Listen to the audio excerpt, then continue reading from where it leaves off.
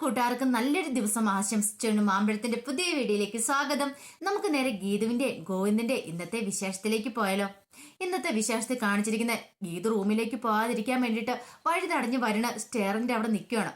ഇത് കണ്ട ഗീതു പറഞ്ഞു വഴി മാറാൻ പറയണം. പക്ഷെ വഴി മാറാനായിട്ട് കൂട്ടാക്കിയില്ല. അതെ, ഇവിടെ ഗോവിന്ദേട്ടൻ പറയുന്ന അവസാന വാക്ക്, ഗോവിന്ദേട്ടന്റെ വാക്ക് ധിക്കരിച്ച് ആരും മുറിയിലേക്ക് പോകാനായിട്ട് ഞാൻ അനുവദിക്കില്ല എന്ന് പറയണം. ഇത് കേട്ടതും ഗീതുവിന്റെ കയ്യിൽ ഒരു ചായ ഗ്ലാസ് ഉണ്ടായിരുന്നു.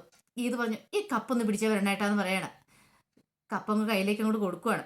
എന്നിട്ട് പറഞ്ഞു കുറച്ച് നാളായി കൈയുടെ തരിപ്പൊന്ന് മാറ്റിയിട്ട് ഇപ്പോഴാണ് സുവർണക്കിട്ടൊന്ന് കൊടുത്തുള്ളൂ, അതിന്റെ ബാക്കി ഇവിടെ അങ്ങോട്ട് തരാം എന്നും പറഞ്ഞുകൊണ്ട് അടിക്കാൻ തയ്യാറായിട്ട് കൈ ഇങ്ങനെ തിരുമിക്കൊണ്ട് വന്നു. പെട്ടെന്ന് വരുൺ എന്ത് ചെയ്യാണ്, മണ്ണിന്റെ മുഖത്തൊരു വെപ്രാളം ഉണ്ടേ. വരുണിന് മനസ്സിലായി ഇവള് തല്ലൂ എന്നുള്ള കാര്യം. പെട്ടെന്ന് ആ ചായ ഗ്ലാസ് ഗീതിന്റെ കയ്യിലേക്ക് തിരിച്ചു കൊടുക്കുകയാണ്. രാധികാമ്മ പോലും ഒരു നിമിഷം ഒന്നും ഭയന്നു പോയി. ഗോവിന്ദന് ചിരി വന്നിട്ട് ഗോവിന്ദൻ കടിച്ചു പിടിച്ച് നിൽക്കുകയാണ്. പെട്ടെന്ന് വരുൺ സൈഡിലേക്ക് അങ്ങോട്ട് മാറുവാണ്.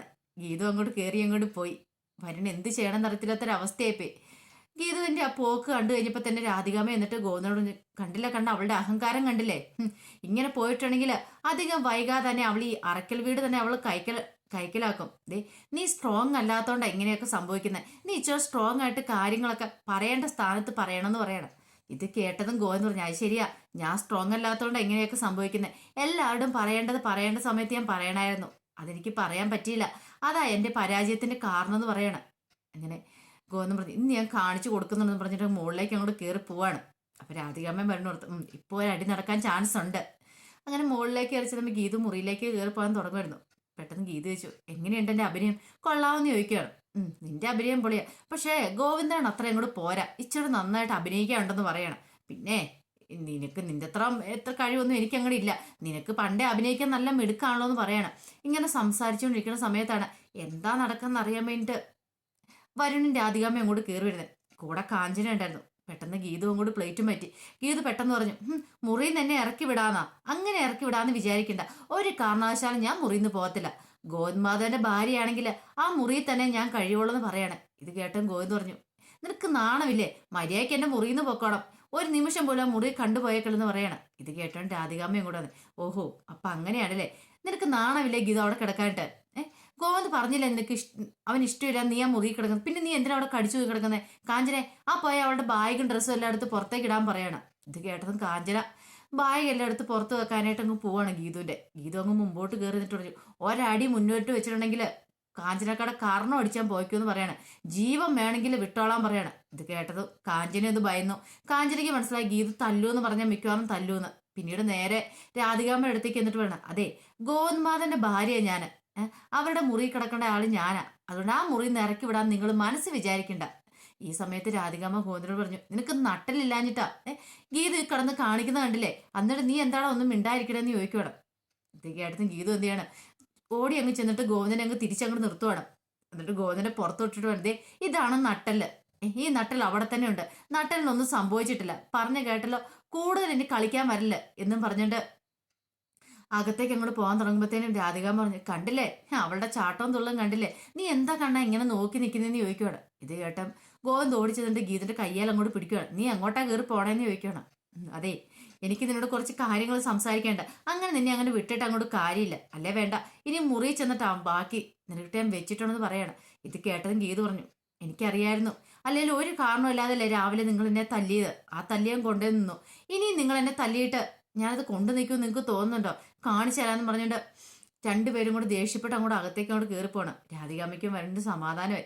ഇത് കണ്ടപ്പോൾ കാഞ്ചന പറഞ്ഞു ഗോവിന്ദമാമ ഗീതു പാപ്പനെ കൊല്ലുവോന്ന് ചോദിക്കുകയാണ്. ഇത് കേട്ടതും വരുൺ പറഞ്ഞു കൊല്ലുവാണേ കൊല്ലട്ടെ, ബാക്കി കാര്യം ഞങ്ങൾ നോക്കിയോളൂ എന്ന് പറയാണ്. പിന്നീട് കാണിക്കുന്നേ മുറിയുടെ അവിടുത്തെ സ്റ്റെയറിന്റെ അവിടെ പോയി നിൽക്കുകയാണ് രണ്ടുപേരും കൂടെ. പിന്നീട് ഗീത ചോദിച്ചു എങ്ങനെയുണ്ടായിരുന്നു എൻ്റെ അഭിനയം, കൊള്ളാമായിരുന്നു ചോദിക്കണം.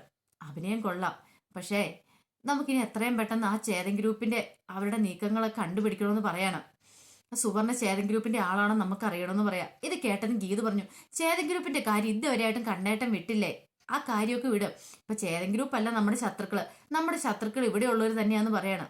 ഇത് കേട്ടപ്പോ ഗീത് പറഞ്ഞു എന്താ ഗീതു, ഇത് കേട്ടപ്പോ ഗോവിന്ദ് പറഞ്ഞു എന്താ ഗീതു നീ ഇങ്ങനെയൊക്കെ പറയണേ, കണ്ണേട്ടൻ ഇതിനായിട്ട് മനസ്സിലായിട്ടില്ലേ, ഞാൻ മനസ്സിലാക്കി തരാം. അതെ ഞാനിന്ന് ഓഫീസിൽ വെച്ച് റൂമിന് വെളിയിലേക്ക് ഇറങ്ങിയപ്പം അവിടെ നമ്മുടെ ശത്രുക്കൾ എല്ലാവരും നിരന്ന് നിൽപ്പുണ്ടായിരുന്നു, അവർ പറഞ്ഞ കാര്യങ്ങളൊക്കെ കണ്ണേട്ടന് കേൾക്കണ്ടേന്ന് ചോദിക്കുകയാണ്. ഇത് കേട്ട് കഴിഞ്ഞപ്പോൾ ഗോവിന്ദ് പറഞ്ഞു വേണ്ട എനിക്കതൊന്നും കേൾക്കണ്ടെന്ന് പറയണം.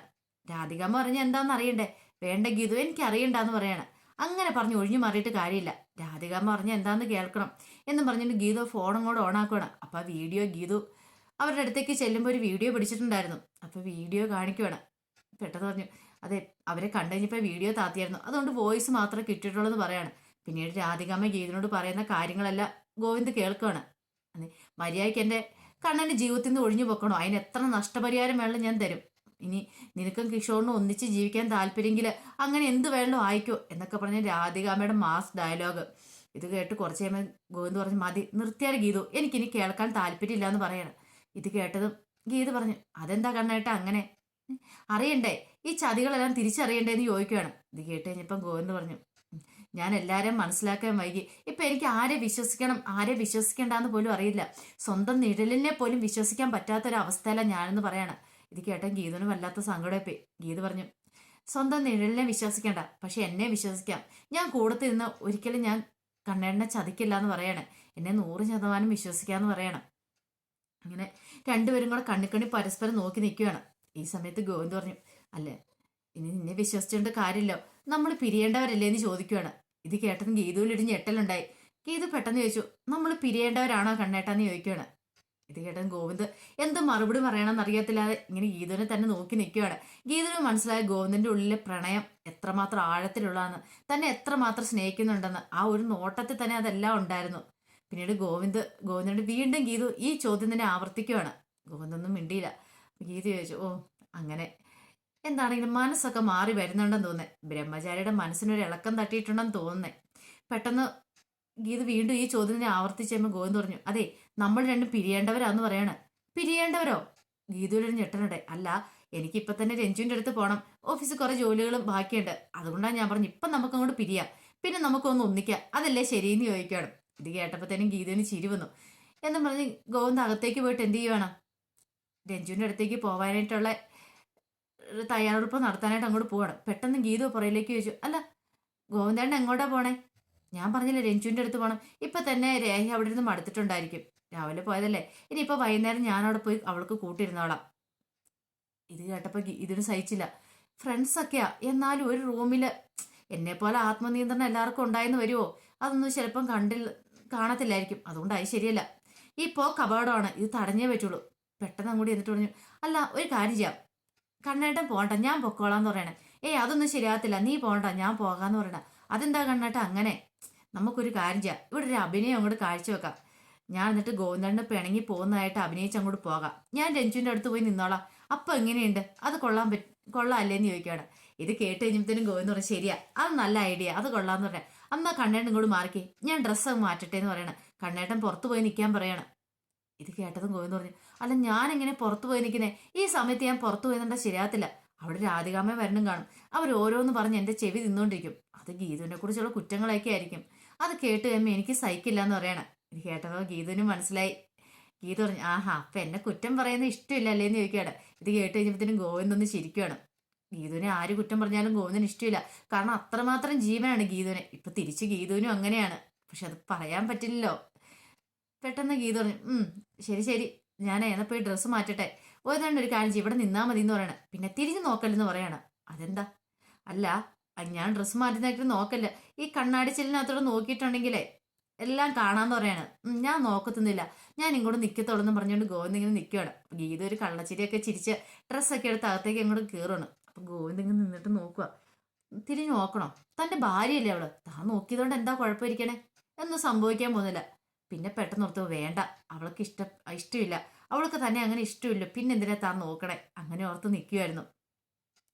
പിന്നീട് കാണിക്കുന്ന വിലാസിനെ ആ പാടെ തലവേദന എടുത്ത് തലയ്ക്ക് ഭ്രാന്ത് പിടിച്ച അവസ്ഥയിരിക്കുമായിരുന്നു. ഈ സമയത്താണ് ഭദ്രൻ അങ്ങോട്ട് വരുന്നത്. നല്ല പൂസും ഉണ്ട്, അതോടൊപ്പം തന്നെ കിഷോറിന്റെ കയ്യിൽ നിന്ന് കിട്ടിയ തല്ലിന്റെ ക്ഷീണമുണ്ട്. അങ്ങനെ അങ്ങോട്ട് കയറി വരിക. വിലാസിനെ ഇരിക്കുന്ന കണ്ടപ്പോൾ തന്നെ വന്നിട്ട് പറഞ്ഞു, എടിയേ, ദേഹത്തിനൊക്കെ നല്ല വേദന, നീ ആ കുഴമ്പ് എടുത്തോണ്ട് വന്ന് നന്നായിട്ട് എൻ്റെ ദേഹത്തൊന്ന് കുഴമ്പിട്ട് തിരുമാൻ പറയണം. ഇത് കേട്ടതും വിലാസിന് പറഞ്ഞു, ഞാൻ തിരുമാൻ മനുഷ്യ, ഞാൻ ആരെ തിരുമണമെന്ന് ഓർത്തിരിക്കുമായിരുന്നു. നിങ്ങളല്ല എന്താ പറഞ്ഞേ? ഞാൻ ചത്തു കഴിയുമ്പോഴത്തേനും വേറെ ചെറുതുകൾ ആരോ വരും, അവരെ കൊണ്ട് ഞാൻ എല്ലാം ചെയ്യിച്ചോളാന്നല്ല പറഞ്ഞേ. തിരുമിച്ചോളാന്ന് പറഞ്ഞില്ലായിരുന്നു, പോയി വിളിച്ചോണ്ടോ, എന്നിട്ട് മതി ഇനി ബാക്കി കാര്യം എന്ന് പറയണേ. എടി ഞാൻ അപ്പോഴത്തെ ഇതിൽ പറഞ്ഞല്ലേ, ആ ചെറുത് വരുന്നോടം വരെ നീ എൻ്റെ കാര്യങ്ങളൊന്നും നോക്കാൻ പറയണം. ഞാൻ നോക്കുന്നുണ്ട്, നല്ല തിരുമല ഞാൻ തിരുമുന്നുണ്ടെന്ന് പറയാണ്. ഇത് കേട്ടോണ്ട് അങ്ങനെ പ്രിയ അങ്ങോട്ട് വരുന്നേ. പ്രിയ പറഞ്ഞു, എനിക്ക് മനസ്സിലായി, രണ്ടുപേരുടെ അഭ്യാസമല്ലേ അടുക്കള ജോലി എടുക്കാ ചെയ്യാതിരിക്കാവുള്ളേ, അതങ്ങോട്ട് മനസ്സിൽ വെച്ചാൽ മതി എന്ന് പറയണം. അച്ഛനെ കൊണ്ട് എഴുന്നേറ്റ് വന്നേ. ആ ദോശക്കുള്ള ഉഴുന്നും അരിയൊക്കെ അരയ്ക്കാറുണ്ടെന്ന് പറയാണ്. ഇത് കേട്ടോണ്ട് ഭദ്രങ്ങ് ചാടി എഴുന്നേറ്റു. നീയൊക്കെ എന്താ വിചാരിച്ചേ? നിന്റെയൊക്കെ വേലക്കാരനാണോ ഞാനോ? അതൊക്കെ പണ്ട്. ഇനി ആ ഭദ്രനെ അതിനൊന്നും കിട്ടത്തില്ല എന്നും പറഞ്ഞുകൊണ്ട് ആ ടേബിളിലേക്ക് എന്നിട്ട് അവിടെ ഇരുന്ന പാത്രങ്ങളെല്ലാം വലിച്ചെറിയുവാണ്. ഇത്രയും കാലം ഭദ്രൻ നിന്റെയൊക്കെ അടിമയായിട്ട് നിന്നു, എൻ്റെ മോളെ നിന്റെയൊക്കെ. പക്ഷെ ഇനി എന്നെ അതിന് കിട്ടത്തില്ല. ഇനി ഭദ്രൻ പഴയ ഭദ്രനാ. ഞാൻ പറയാൻ നീയൊക്കെ അങ്ങോട്ട് അനുസരിച്ചാൽ മതി എന്ന് പറയണം. ഈ സമയത്ത് വിനോദം അങ്ങോട്ട് ഇറങ്ങി വരുന്നേ. വിനോദം വന്നിട്ട് ചോദിച്ചു, അച്ഛൻ എന്ത് പരിപാടിയെ കാണിക്കണേന്ന് ചോദിക്കുകയാണ്. എന്ത് പരിപാടിയെന്ന് കാണിച്ചു തരടാൻ പറഞ്ഞുകൊണ്ട് വിനോദിന്റെ കഴുത്തിന് അങ്ങോട്ട് കുത്തിപ്പിടിക്കുകയാണ്. വിനോദ് ശ്വാസം കിട്ടുന്നുണ്ടായിരുന്നില്ല. വിലാസിനെയും പ്രിയം വന്ന് തടയുവാണ്. അങ്ങനെ ഒരു വിധത്തില് ഭദ്രനെ പിടിച്ചു മാറ്റുവാണ്. ഭദ്രൻ പറഞ്ഞു, എന്നോടാ നിന്റെയൊക്കെ കളി. പ്രിയോട് പറഞ്ഞു, മര്യാദയ്ക്ക് ഒരു ഗ്ലാസ്സിനകത്ത് പോയി കുറച്ച് നാരങ്ങാ വെള്ളം എടുത്തോണ്ട് വാടി, ഞാൻ മുറിയിലുണ്ടാകും, കുറച്ച് ഐസും കൂടി ഇട്ടേക്കാൻ പറയാണ്. ഇങ്ങനെ പറഞ്ഞിട്ട് ഭദ്രനകത്തേക്ക് അങ്ങോട്ട് കയറി പോവാണ്. ഇത് കേട്ട് കഴിഞ്ഞപ്പോഴത്തേനും വിനോദും വിലാസിനെയൊക്കെ അന്തം വിട്ട് നിൽക്കുകയാണ്. വിനോദിനോട് എന്നിട്ട് പ്രിയ പറഞ്ഞു, അതെ നിങ്ങളുടെ അച്ഛന്റെ ഇഷ്ടത്തിന് തുള്ളാനൊന്നും എന്നെ കിട്ടത്തില്ല എന്ന് പറയണം. അങ്ങേർക്കിട്ട് ഞാൻ കൊടുക്കുന്നുണ്ടെന്ന് പറയാം. ഇത് കേട്ട് കഴിഞ്ഞപ്പോൾ തന്നെ വിനോദ് പറഞ്ഞു, നീ കൊടുക്കണ്ട, ഞാൻ പോയി കൊടുത്താളാന്ന് പറഞ്ഞ് അങ്ങോട്ട് കയറി പോവാണ്. പെട്ടെന്ന് പ്രിയ പുറയുന്നു പോയി വിളിച്ചിട്ട് പറഞ്ഞു, അല്ലേ വേണ്ട, വിനോദായിട്ട് ഇങ്ങോട്ട് പോരെ, അച്ഛനുള്ളത് ഞാൻ കൊടുത്തോളാന്ന് പറയണം എന്നും പറഞ്ഞിട്ട് പ്രിയ എന്ത് ചെയ്യണം, അകത്തേക്ക് അങ്ങോട്ട് കയറി പോവാണ്. വിലാസിനെ ഇങ്ങനെ നോക്കുക, ഇവൾ എന്ത് ഭാവിച്ച. പ്രിയ പോയി അടുക്കളയിലേക്ക് അങ്ങോട്ട് പോയി. ഒരു ഗ്ലാസ്സിനകത്തേക്ക് കുറച്ച് നാരങ്ങ വെള്ളം പിഴിഞ്ഞു, കുറച്ച് വെള്ളം ഒഴിച്ച് കുറച്ച് ഐസൊക്കെ ഇട്ടു. പിന്നീട് അവിടെ ഇരുന്ന സോപ്പ് പൊടി ഇങ്ങോട്ട് എടുക്കുവാണ്. ആ സോപ്പ് പൊടി ഇങ്ങോട്ട് എടുത്ത് അതിനകത്തേക്ക് ഒരു 2 സ്പൂൺ സോപ്പ് പൊടി ഇട്ട് അങ്ങോട്ട് നന്നായിട്ട് അങ്ങോട്ട് കലക്കി. ഇതെല്ലാം കണ്ടുകൊണ്ട് നിൽക്കായിരുന്നു വിലാസിന്. പെട്ടെന്ന് വിലാസിന് അങ്ങോട്ട് എന്നിട്ട് ഡീ എന്ന് പറഞ്ഞ ഒറ്റ വിളിയായിരുന്നു. പ്രിയ ഞെട്ടിത്തെരിച്ച് നോക്കുക. അപ്പൊ ആ വിശേഷങ്ങളൊക്കെയാണ് നമ്മൾ കണ്ടത്. ഇതിന്റെ ബാക്കി വിശേഷങ്ങളുമായിട്ട് വൈകുന്നേരത്തെ പ്രൊമോയി വരാട്ടോ. ആദ്യമായിട്ട് കാണുന്നവരാണെങ്കിൽ ചാനൽ ഇഷ്ടപ്പെട്ട ഒന്ന് സബ്സ്ക്രൈബ് ചെയ്യാൻ മറക്കരുതേ. അതോടൊപ്പം തന്നെ കണ്ടുകൊണ്ടിരിക്കുന്ന എല്ലാവരുടെ സപ്പോർട്ടിലേക്കും തുടർന്നും പ്രതീക്ഷിച്ചുകൊണ്ട് എല്ലാവർക്കും ഒരിക്കൽ കൂടി നല്ലൊരു ദിവസം ആശംസിച്ചുകൊണ്ട് നിർത്തുന്നു. നന്ദി.